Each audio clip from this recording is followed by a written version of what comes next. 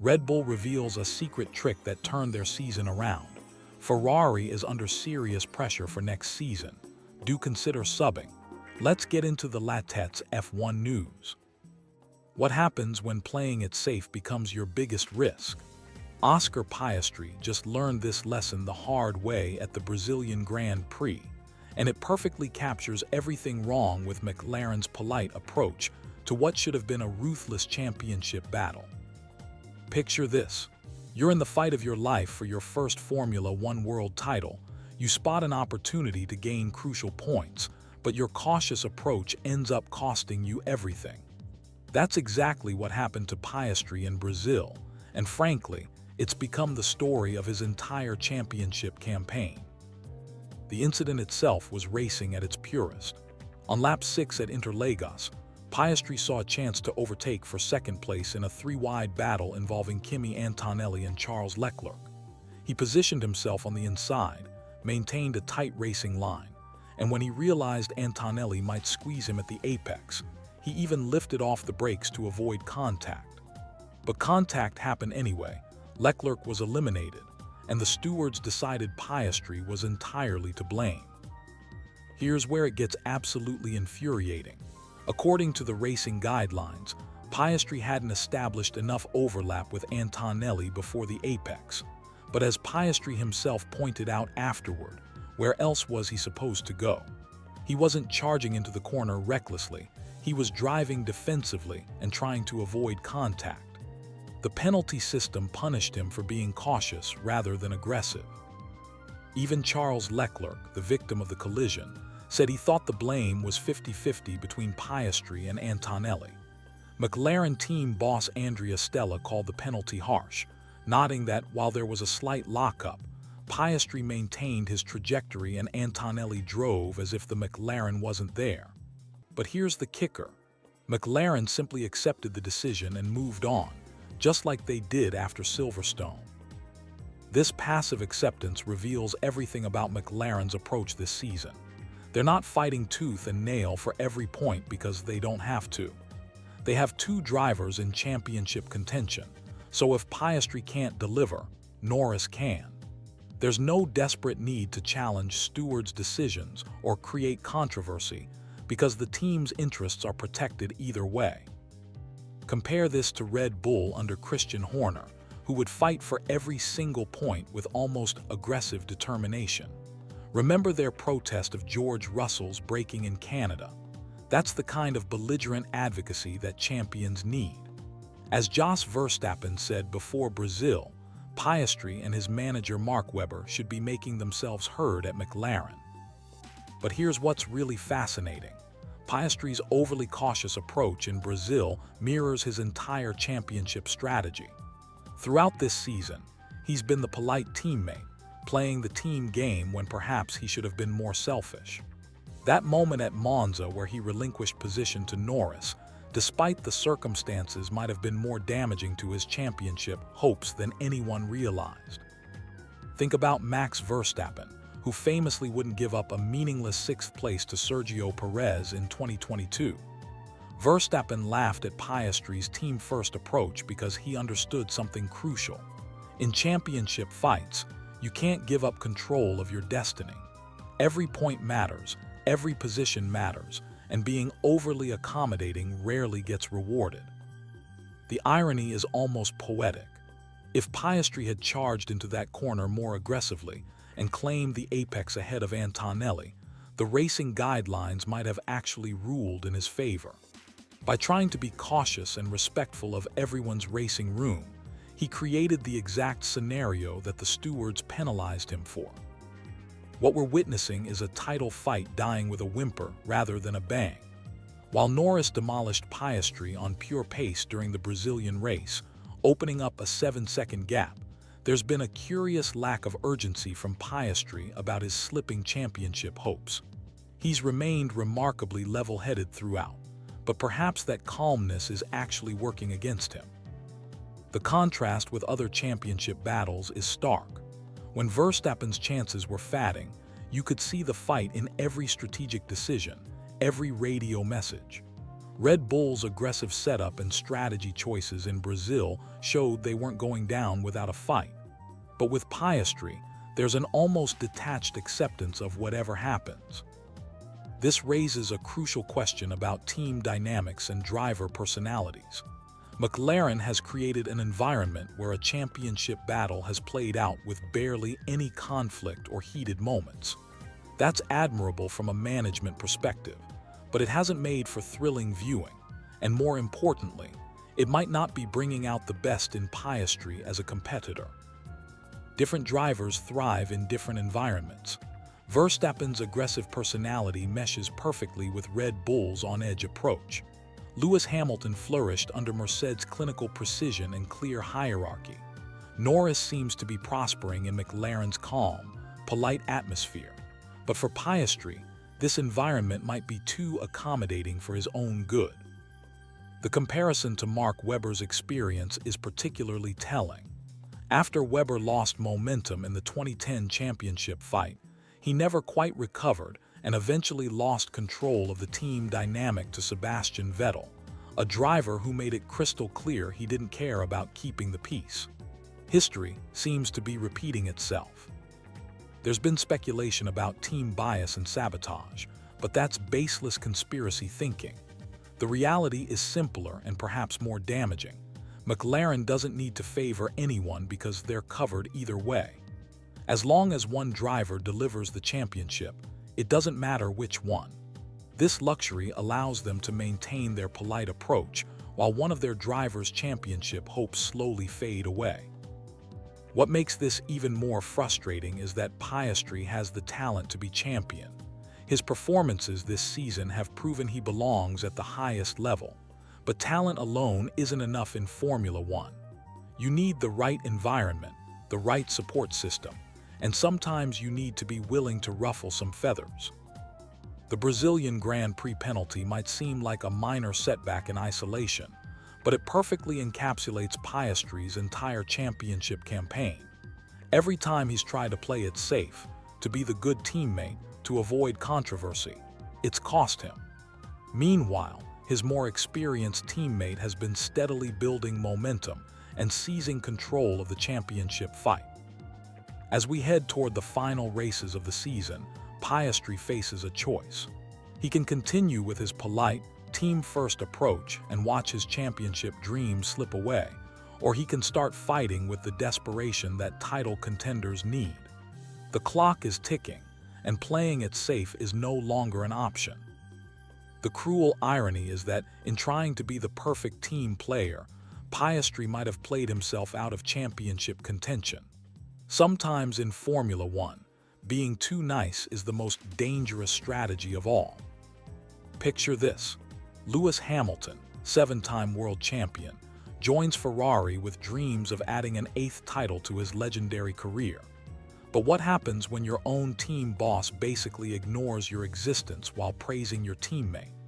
That's exactly what just went down at the Brazilian Grand Prix, and the implications are absolutely massive for Hamilton's future at the prancing horse. The Brazilian Grand Prix was supposed to be another step forward for Ferrari's championship ambitions. Instead, it turned into a complete disaster that exposed some uncomfortable truths about the relationship between Lewis Hamilton and his new team. Both Ferrari drivers retired from the race with crash damage, marking the 3rd time this season that the Italian team has walked away from a Grand Prix completely empty-handed. But here's where it gets really interesting. When Ferrari team principal Fred Vasseur was asked about positives from the weekend, his response was telling. He praised Charles Leclerc's performance extensively, saying there was good pace, at least from Charles' side. Notice that phrase, at least from Charles' side. Hamilton. He didn't even get a mention when discussing the weekend's positives. That's not just a snub, that's a statement. Let me walk you through what actually happened in Brazil because the details matter here. Leclerc was running in 3rd place when disaster struck. He became collateral damage in a collision between Oscar Piastri and Kimi Antonelli, with Antonelli's wheel hitting Leclerc's Ferrari and completely wrecking his front suspension. It was genuinely unlucky for the Monegasque driver, who had been showing excellent pace up to that point. Hamilton's retirement tells a different story entirely. Starting from 13th on the grid, he immediately lost positions at the race start, dropping all the way back to 17th. While trying to fight his way back up the field, he got tangled up with Franco Colapinto in what the stewards determined was Hamilton's fault. The contact destroyed his front wing and damaged his floor so severely that continuing made no sense. Here's where Vasseur's comments become really significant. When pressed about Hamilton's struggles, the team boss revealed that the floor damage cost Hamilton between 35 and 40 points of downforce. That's massive in Formula One terms. Vasseur explained that when you're running last with that kind of aerodynamic deficit, there's no point risking engine damage just to continue circulating hopelessly at the back. But here's what's really fascinating about this situation. Vasseur's, at least, comment comes at a time when rumors are swirling about Hamilton's long-term future with Ferrari.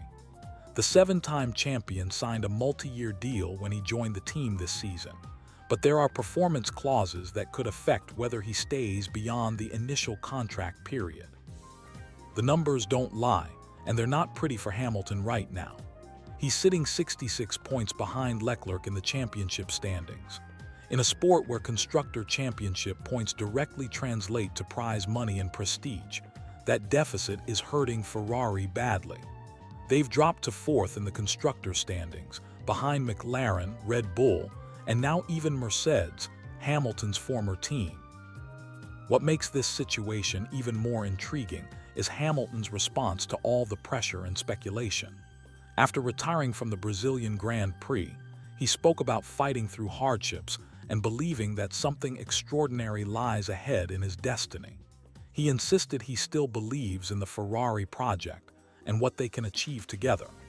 Those are the words of a man trying to convince himself as much as the media. But here's the psychological element that's really interesting. When a team principal uses language like, "At least one side of the garage had pace," he's not just making an observation about performance.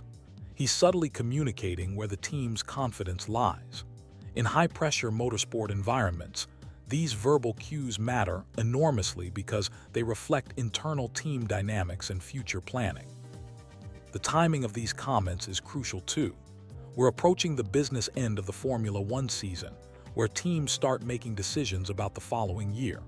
Contract negotiations, driver evaluations, and strategic planning all intensify during this period.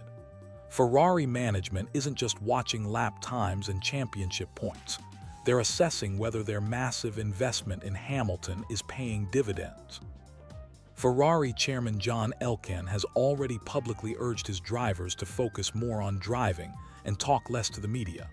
That's corporate speak for, "We're not happy with the current situation and need better results." When you combine that with Vasseur's selective praise, you start seeing a pattern of pressure building around Hamilton's position. The reality is that Ferrari took an enormous risk signing Hamilton. They're paying him astronomical wages while betting that his experience and racecraft could push them over the championship line. But Formula One is brutally results-oriented, and patience runs thin quickly when performance doesn't match expectations. What's happening here goes beyond just one bad weekend in Brazil. It's about momentum, confidence, and team dynamics in one of the most pressure-filled environments in professional sport. When your team boss publicly praises your teammate while essentially ignoring your existence, that sends a message to everyone watching. The question now is whether Hamilton can turn this narrative around.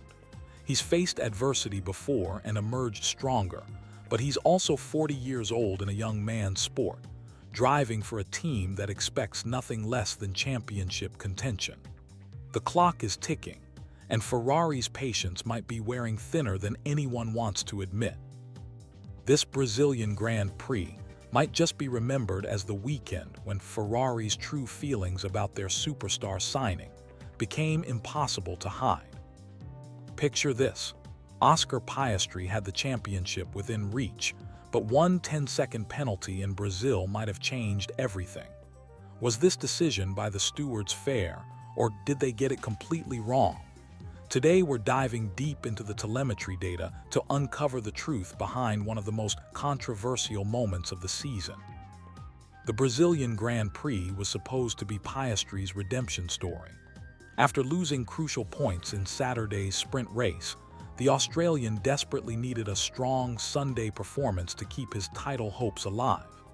Every single point mattered at this stage of the championship, and the pressure was mounting.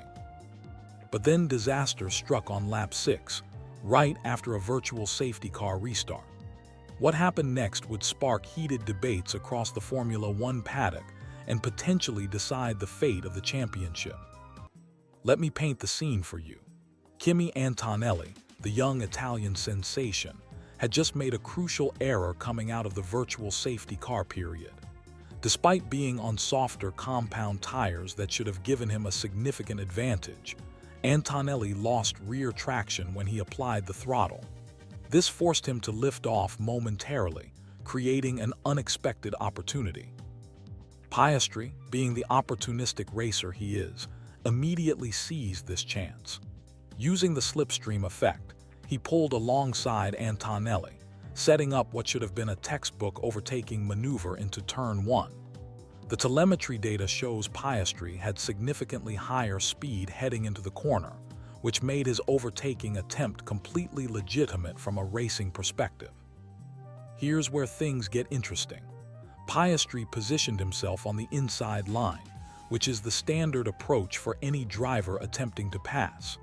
However, he was still fractionally behind Antonelli's car when they reached the critical braking zone. The controversy erupted when Antonelli drifted slightly to the left, effectively squeezing Piastri toward the track's edge. With nowhere to go, Piastri was forced to brake desperately to avoid contact. This emergency braking caused his front left tire to lock up, resulting in the light contact that would change the course of his race. The collision pushed Antonelli sideways into Charles Leclerc, who became the unfortunate victim of this racing incident. Leclerc was the only driver forced to retire, adding another layer of complexity to an already controversial situation. Now here's where the telemetry data becomes absolutely fascinating. The FIA stewards ruled that Piastri was unable to slow down sufficiently and therefore caused the collision. But when we examine the hard data, a completely different story emerges. The telemetry reveals that Piastri had already been forced off the racing line before the moment of contact. His front left wheel was actually off the track surface, and he was pushed even further left immediately after the incident. Given the trajectory both cars were following, avoiding contact was practically impossible. What makes this even more compelling is the track layout itself. The protective barrier runs extremely close to the left side of turn 1, leaving virtually no margin for escape. Piastri was literally trapped between Antonelli's car and the unforgiving barriers. But perhaps the most damning evidence comes from comparing Piastri's driving inputs across multiple laps. When analyzing his throttle and brake application from the incident lap against the following lap, the data shows virtually identical patterns. His timing and duration on both pedals were consistent, indicating he wasn't driving more aggressively or braking later than usual. This is crucial because it completely contradicts the narrative that Piastri was overly aggressive or lost control due to excessive risk-taking. The data proves he was driving within normal parameters and simply found himself in an impossible situation created by Antonelli's positioning. Even more interesting is what the telemetry reveals about the lockup itself.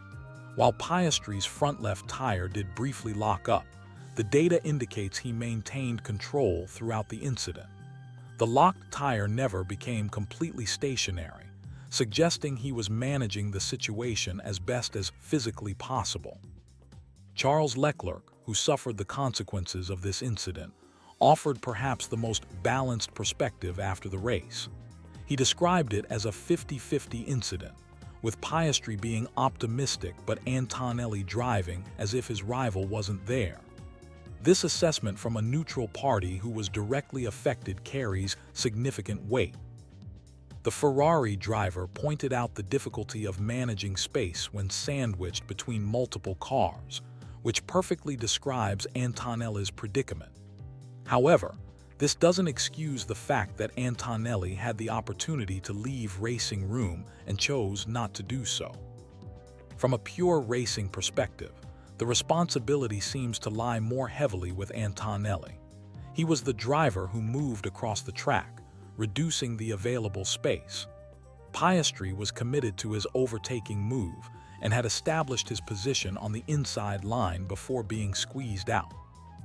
The championship implications of this penalty cannot be overstated. Without those 10 seconds added to his race time, Piastri would likely have finished much higher than 5th place, potentially scoring significantly more than the 10 points he managed across the entire weekend. This penalty effectively handed momentum back to his championship rival at the worst possible moment. In a season where every point matters, losing potential podium points due to what many consider a questionable penalty decision is devastating. The broader question this raises is about consistency in stewarding decisions. Racing incidents happen, and sometimes contact is unavoidable when two drivers are fighting for the same piece of track. The telemetry evidence suggests this was exactly that type of unavoidable racing incident. What makes this particularly frustrating for Piastri supporters is that the penalty seems to ignore the context of what actually happened. The data shows a driver making a legitimate overtaking attempt, being squeezed out of room, and doing everything possible to avoid contact. So was Oscar Piastri's penalty deserved? Based on the telemetry evidence, the answer appears to be no. The data tells a story of a racing incident caused more by circumstance than by any driver error or excessive aggression. This controversy highlights the ongoing challenges in Formula One stewarding and the need for consistent application of racing rules. When championship points are at stake, every decision carries enormous weight and deserves the most thorough analysis possible. Picture this. You're leading the Formula One championship by 34 points, sitting pretty at the top of the mountain, and then everything starts crumbling beneath your feet. That's exactly what's happening to Oscar Piastri right now, and it's absolutely brutal to watch. What we're witnessing is one of the most dramatic championship collapses in recent F1 history. Just a few months ago, after the Dutch Grand Prix, Piastri looked unstoppable. He had dominated at Zandvoort while his main rival, teammate Lando Norris, suffered a mechanical failure. The young Australian was flying high with a commanding lead, and many were already preparing to crown him champion. But Formula One has a cruel way of humbling even the most talented drivers, and Piastri is learning this lesson the hard way. Since that triumphant moment in Holland, everything that could go wrong has gone wrong. We're talking about crashes in Azerbaijan, Austin, and Brazil, along with a mysterious loss of pace that nobody seems to understand. The numbers tell the devastating story. While Piastri has managed just 46 points since Zandvoort, Norris has collected 90 points, and Max Verstappen has racked up an incredible 121. That's not just a bad run of form. That's a complete reversal of fortune that's turned the championship on its head. Now here's where it gets really interesting. Enter Sebastian Vettel, the four-time world champion who knows better than most what it feels like to have success and watch it slip away. Vettel's perspective on Piastri's situation is fascinating because he's been on both sides of this equation. He's tasted ultimate glory, but he's also experienced the crushing disappointment when things don't go according to plan. What Vettel is saying about Piastri's predicament is absolutely spot on, and it reveals something crucial about the psychology of championship pressure. According to the German legend, Piastri doesn't need people analyzing what went wrong or offering technical explanations. He doesn't need pundits dissecting every mistake or social media conspiracy theories about what's happening behind the scenes at Mclaren. What Piastri needs right now is something much more fundamental and human: support. Vettel emphasizes that in moments like these, when everything seems to be falling apart, what matters most is having people who believe in you and stand by you. It's not about fixing the technical problems or adjusting the car setup. It's about maintaining confidence and mental strength when doubt starts creeping in. Think about how devastating this must be for a 24-year-old driver who was so close to achieving his ultimate dream. One moment you're the favorite to become world champion. The next you're watching your teammate take the lead while you struggle to understand why your car doesn't feel right anymore. That kind of psychological pressure can be overwhelming. Vettel's advice reveals the wisdom that comes from experience at the highest level. He understands that Piastri knows exactly what's going wrong. The young Australian doesn't need anyone to tell him he made mistakes in qualifying or crashed when he shouldn't have. What he needs is the confidence to get back to driving freely without overthinking every input. The most telling aspect of this whole situation is how it highlights the mental side of Formula One that fans often overlook. We focus so much on car performance, aerodynamics, and strategy that we sometimes forget these are human beings dealing with enormous pressure. When things start going wrong, it can create a snowball effect where each mistake makes the next one more likely. What makes Vettel's perspective so valuable is his confidence that Piastri has the right people around him at McLaren. This isn't just about having good engineers or strategists. It's about having a support system that can help a driver navigate through the darkest moments of their career. The timing of this advice couldn't be more crucial. With Norris now leading the championship by 9 points, every remaining race is critical for Piastri's title hopes. The margin for error has completely disappeared, and the psychological pressure is only going to intensify as we approach the season finale. But here's what gives me hope for Piastri's chances. Champions aren't made when everything goes perfectly. They're forged in moments exactly like this, when adversity strikes and everything seems lost. The drivers who come back from situations like this often emerge stronger and more resilient than before. Vettel himself experienced championship heartbreak in 2009 and 2010 before winning 4 consecutive titles. He understands that these low points can become the foundation for future success if handled correctly. The key is maintaining belief and getting back to the fundamentals of what made you fast in the first place. What happens next in Piastri's championship journey will define not just this season, but potentially his entire career. Will he crumble under the pressure, or will he find a way to rediscover the form that made him the early season favorite? With Vettel's wise words echoing in the paddock and the support of his McLaren team behind him, there's still time for this story to have a dramatic twist. The championship fight is far from over, and sometimes the greatest comebacks happen when things look most hopeless.